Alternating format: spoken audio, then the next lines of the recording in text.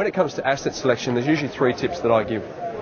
Number 1, look for owner-occupier appeal. So the alternative of that is something that has investor appeal, and that's like student accommodation or hotel apartments or whatever. And generally, if you put a for sale sign out the front, the next buyer will generally be an investor, and they buy a property with their calculator, not their heart. So I prefer to buy properties that have that owner-occupier appeal, that appeal to both investors and owner-occupiers, because they make up 70% of the market. So if I can have something where someone's prepared to put their heart into the equation, throw a little bit of logic out of the window, that's going to serve me really well when it comes my time to sell.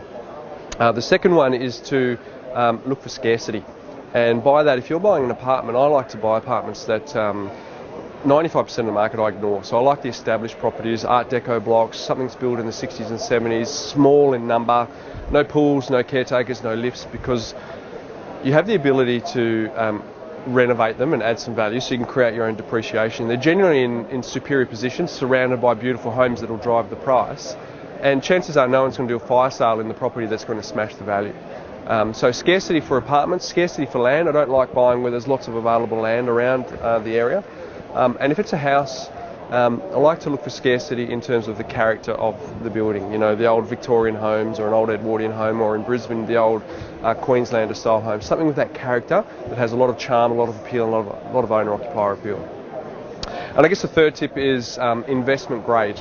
It's no good having a property that's got really, really great capital growth but very little yield, because the balance is all out, and quite often you don't have the ability to hold the property long enough to enjoy the growth because it's killed you cash flow wise. And the flip side of that is the same. If you've got something that's too heavily focused on income and there's no growth in the equation, again, the balance is all out. So getting that balance right between growth and yield means that, in my opinion, you give yourself the best chance of having an investment grade asset. And in the bigger picture, or the bigger scheme of things, we're trying to build a portfolio to create an outcome, and that'll really give you good balance to achieve what it is that you're looking to do. Look, I think that investors should definitely get the help of someone who's done it before, because there's a lot of property. There's over 15,000 suburbs in this country. There's millions and millions of dwellings, and the question is, which one should you choose, particularly given 70% of it's owner-occupied, 30% of it is investor.